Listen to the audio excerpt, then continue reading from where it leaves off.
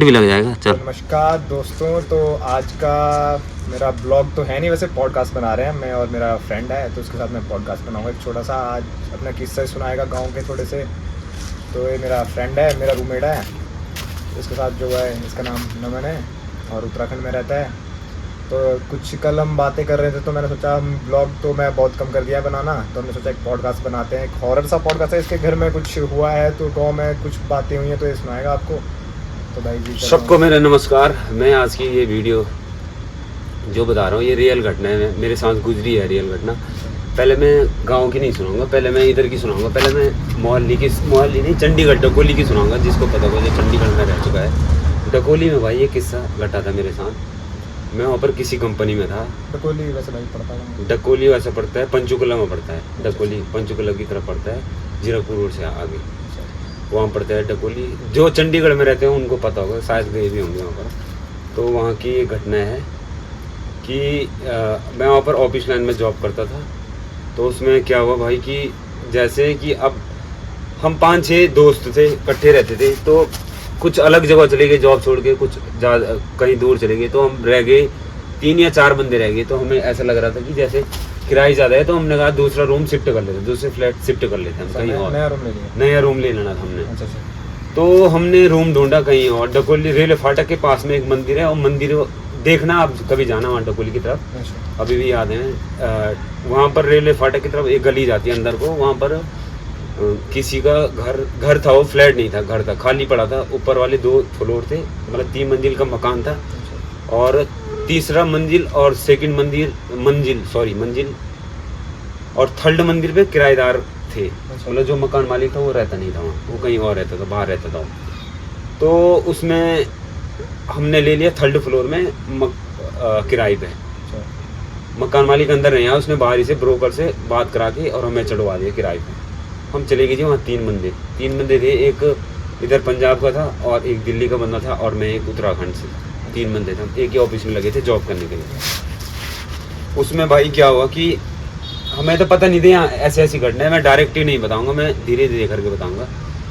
उसमें ये हुआ कि सारा शाम को हमने रूम शिफ्ट कर दिया वहाँ पर। और रूम एक नंबर था, ऐसा था रूम की बिल्कुल कोई कमी नहीं थी। गीजर लगे थे, AC लगे थे, पंखे लगे थे, बेड लगे थे, ऐसे सोफे लगे थे वहाँ, बिल्कुल बढ़िया सा। ऐसा लग ही नहीं रहा था कि ये किराएदारों का मकान है।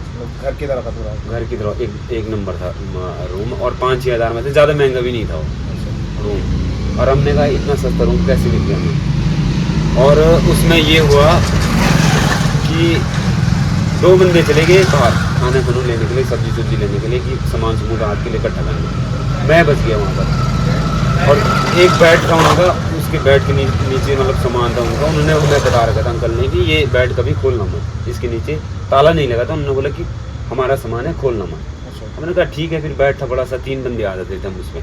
और साइड में सोफा था, बीच में लॉबी थी और छत था, और पूरा ऊपर टेरेस भी था, हमारे लिए था सारा। बीच में किराएदार थे, नीचे ग्राउंड फ्लोर पे किराएदार थे।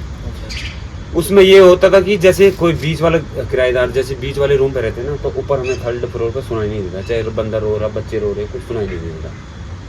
और कई जगह ऐसे था कि सुनाई दे देता कि थर्ड फ्लोर वाले को पता लग जाता कि बीच में बच्चे रो रहे हैं। वहाँ पर ऐसा कुछ था नहीं, बीच में ऐसा लगता था कोई है ही नहीं, ग्राउंड पे ऐसा लगता था कोई है नहीं उस मकान में। उसमें क्या हुआ कि वो 2 चले गए सामान लेने के, रात के 10 बज गए। खाना खुना लेने ऐसे हमने उस दिन खाना खुना नहीं बनाया, ऐसे नॉर्मल था, थके थे हम आराम से। उस दिन छुट्टी की वीकली ऑफ थी हमारी। अगले दिन चले गए सारे अपने अपनी ड्यूटी, हम भी सारे तीनों ड्यूटी चले गए। और अचानक ये हुआ कि एक दोस्त ने जाना था घर। उसने बोला कि यार भाई मैं कहीं जा रहा हूँ, मैं घर जा रहा हूँ इमरजेंसी, मेरे को घर जाना पड़ेगा। अब जो एक तो चले गए घर और बचा मैं और मेरा फ्रेंड दूसरा वाला। अब वो बंदा थोड़ी ड्रिंक करता था, झूठ क्या बोलना, जो है रियल घटना है, ड्रिंक करता था। उसने बोला भाई मैं कहीं आज नहीं आऊँगा रूम पे, मैं कहीं और जा रहा हूँ पार्टी करने के लिए। मैं कहा ठीक है भाई चले जाना। और बोला आज के दिन तो रह लेना, खाना पीना चाहे बाहर से खा ले, चाहे अपने हाथ से बना ले नए रूम में। मैंने कहा ठीक है भाई। मैंने भी कुछ नहीं किया, मैंने भी रात को 8-9-10 बजे घर वालों से बात की और अंडे बनाई, ऑमलेट डाला, वही खा लिया। मैंने कहा छोड़ो रोटी आज ऐसे खाते हैं ऑमलेट। रात को मेरे दिमाग में तो यही था कि अंकल ने मेरे को क्यों बोला कि ये बेड नहीं खोलना। उसने मेरे को मना किया था कि ये बेड मत खोलना। खोल तो नहीं नहीं वही तो आगे तो सुनो। अच्छा उसमें फिर रात को 10-11 बजे तक 12 बजे तक मैंने फ़ोन चलाया। ये होगा 1 और या 2 बजे के बीच में। रियल घटना है, तेरे को भी झूठ नहीं बोलो। ये कैमरे के सामने ये नहीं करो कि मैं मिला रहा हूँ, ये रियल है। ये बताई मैंने तेरे को, बता ही नहीं। मैं कहा जब हम वीडियो बनाएंगे, पॉडकास्ट बनाएंगे, फिर मैं ये सुनाऊंगा। हाँ पहले बात हुई थी ना तो हाँ, फिर उसके बाद तो आगे आगे धीरे धीरे एपिसोड आते रहेंगे, फिर आगे आगे सुनाएंगे। तो रात को मेरे को नींद ही नहीं आई अकेले वहाँ उस रूम में, कोई नींद नहीं आई। मतलब ऐसे बेचैनी रही मेरे को रात को 12 बज गई, 1 बज गई, 1:30 बजे। अब वो मेरे दिमाग से ऐसे ही चल रहा था। मतलब भूत प्रेत वाला सीन था ही नहीं कि मेरे दिमाग में भूत प्रेत भी होंगे, ये होगा। क्योंकि ज़्यादा तुम्हें पता है शहरों में कैसे होते, मकान कट्टे कट्टे होते। अब वहाँ के बारे में अंकल ने बताया नहीं था, ऐसा ऐसा हो रहा था। मैं अभी बताऊँगा आपको आगे। और मैंने कहा चलो देखते हैं। रात को चलो कुछ है नहीं मेरे पास, मोबाइल भी चला दिया, थक गया। अब देखते हैं इस बेड के अंदर क्या है ऐसा। अच्छा। अंकल क्यों मना कर रहा था मेरे को ये बेड खोलना नहीं। मैंने कहा क्या सामान है ऐसा इमरजेंसी।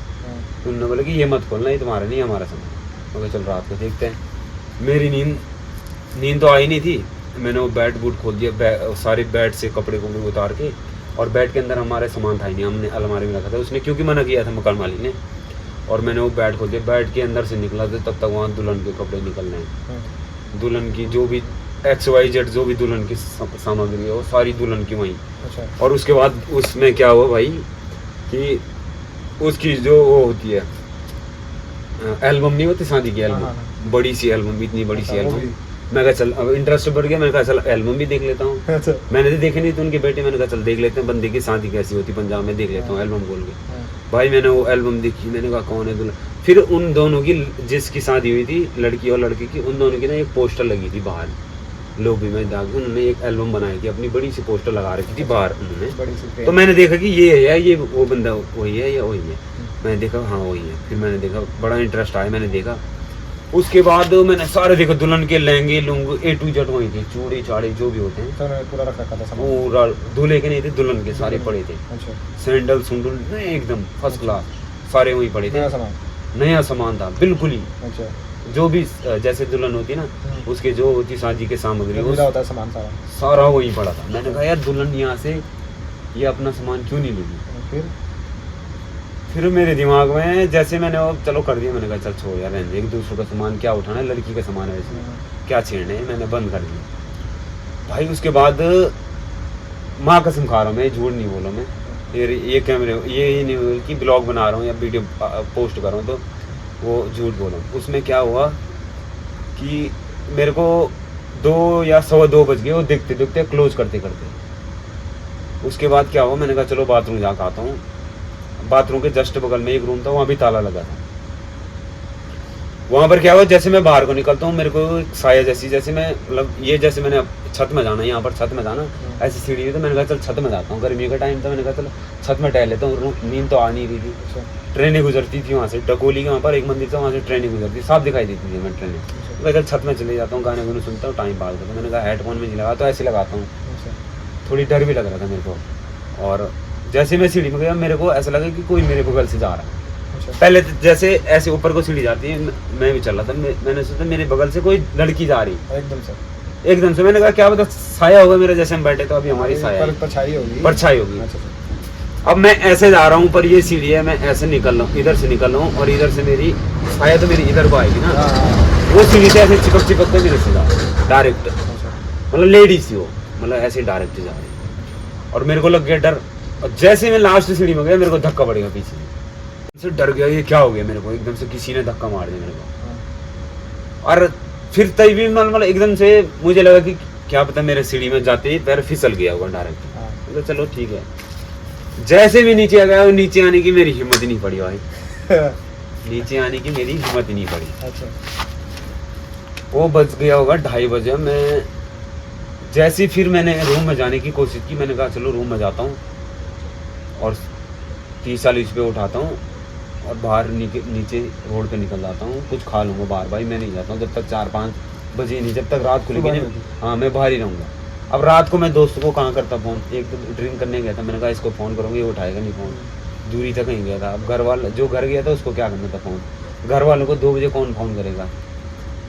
तो अब मैं सीढ़ी से नीचे उतरता हूँ, वही परछाई मेरे साथ अंदर जा रही है डायरेक्ट कमरे के अंदर।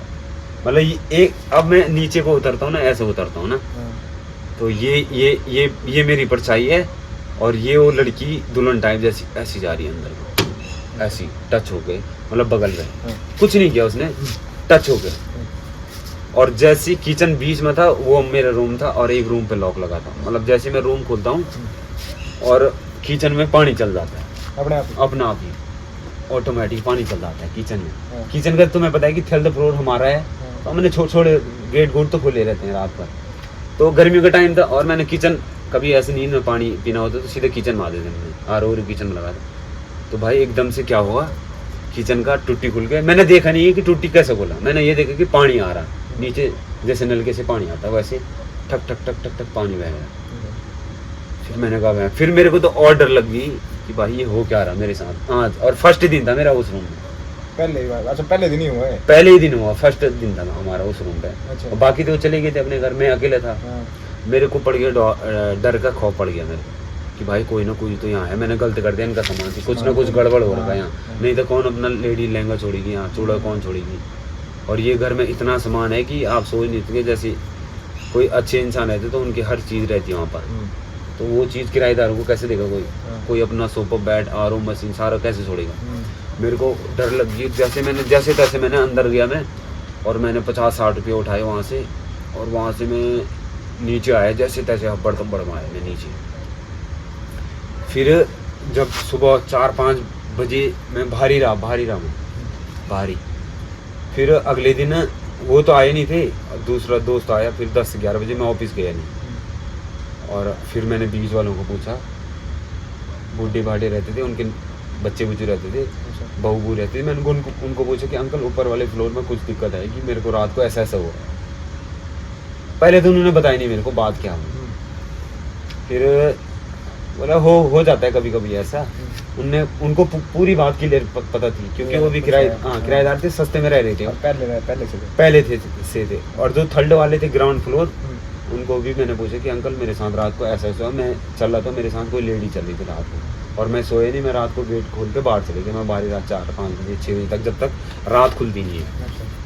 फिर मैंने ज़बरदस्ती की उनसे कि आप मकान मालिक से पूछो, मकान मालिक का नंबर दो मेरे को, मैं अंकल से पूछना चाहता यहाँ पर हुआ क्या है, ऐसे मैं छोड़ रहा हूँ, हम नहीं रह रहे हैं यहाँ किराए पे। फिर मैंने उस बंदे को स्टोरी सुनाई। वो बंदा, जैसे मैं तेरे को स्टोरी सुनाई, वो बंदा मेरे को वो सोच रहा, वो बोल रहा भाई मजाक कर रहा है, ऐसा हो ही नहीं सकता। मैंने भाई तूने तो शराब पी, जो रूममेट था उसको मैंने 10 बजे बताया था कि 10 बजे हमारा ड्यूटी का टाइम। मैंने कहा मैं नहीं आ रहा हूँ। उसने बोला क्यों नहीं आ रहा? वो तैयार होकर जा रहा था। मैंने बोला भाई रात को ऐसी घटना हुई मेरे साथ और मैं नहीं आ रहा हूँ आज के दिन ड्यूटी, अगले दिन जाऊँगा, मैं छुट्टी कर रहा हूँ। फिर उस बंदे ने मेरे को बोला कि भाई ऐसा हो ही नहीं सकता। मैंने कहा भाई तू मान ना मान। बोला आज मैं रहता हूँ यहाँ, दोनों रहते हैं, यहाँ देखते हैं। मैंने कहा भाई तू रह लेना, मैं चला।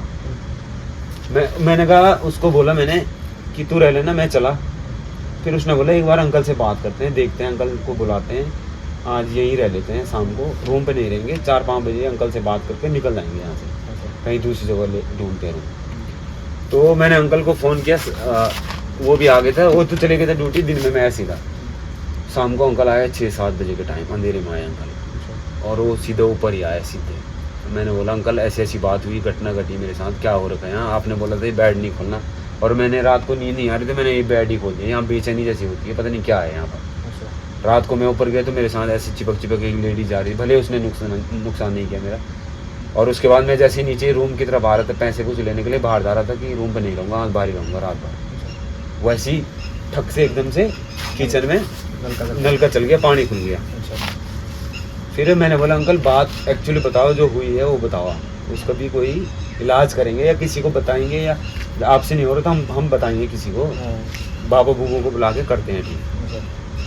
तो फिर उसने मेरे को बताया रात को यही 7-8 बजे के टाइम ऊपर छत पे थे कि मेरी जो बहू थी ना और जो मेरा बेटा था, और पहले हम इसी घर पे रहते थे, नीचे ग्राउंड पंप थे, बीच वाला मेरा बड़ा वाला लड़का था, और थर्ड फ्लोर पे मेरी छोटी वाली बहू और बेटा रहता था।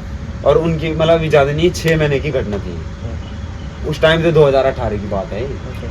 तो उनकी वो बता रहा था कि उनकी शादी को 6 महीने हुए थे, और उन दोनों के बीच में होगी अननोन लड़ाई होगी दोनों के बीच में। और जो वो लड़का, जो लेडीज़ थी, लड़की, हाँ उसने जैसे उसका पति ड्यूटी गया और उसके सास ससुर तो नीचे थे, बाकी सब नीचे वाले फ्लोर पे थे।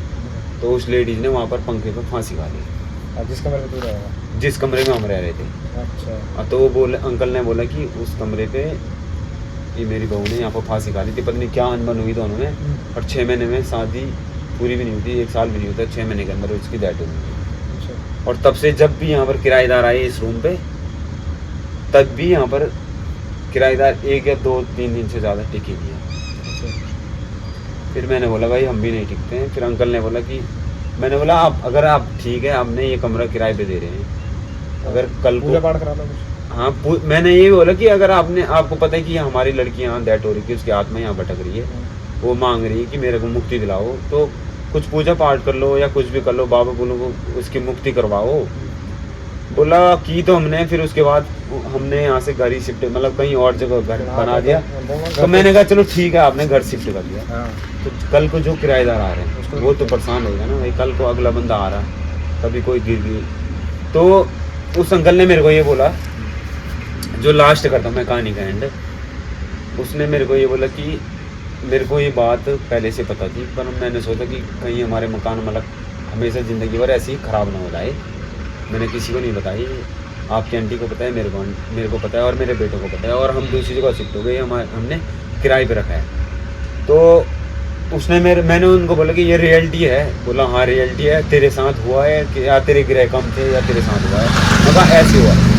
फिर अंकल ने मेरे को एक चैलेंज किया कि अगर तेरे को आज मेरी बहू देखनी रात को। मैंने कहा भाई ये बंदा विश्वास ही नहीं कर रहा, ऐसा हो सकता है। बोला अब जब मैंने बोल दिया इस मेरे बहू के कपड़े को सारे ही हैं, मैंने दिखा दिया, तूने देख लिया।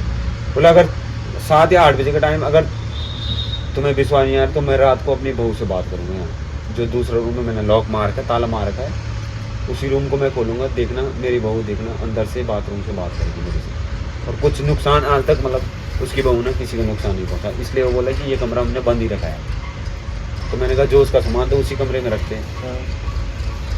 तो फिर उसने ये कहा कि यार इस रूम में इसने फांसी की, ये कहीं बोलेगी मेरा सामान यहाँ से क्यों शिफ्ट करवाएगी। तो अंकल ये बोले कि ये घर हम इसलिए भी नहीं दे सकते कि इसकी आत्मा यही रहती है और इस रूम को हम खाली वो मतलब हमेशा खाली रहता है, तो ये किसी को रहने नहीं देते। किराए पे चढ़ा तो फिर तो मैंने उनको बोला कि करो भाई कोई तंत्र भी दोगे, कुछ करो, बाबों से मिलो, कहीं से कांटेक्ट निकालो, करो। बोले यार अब क्या करना, तो हो गया जो हो गया। अच्छा और दूसरी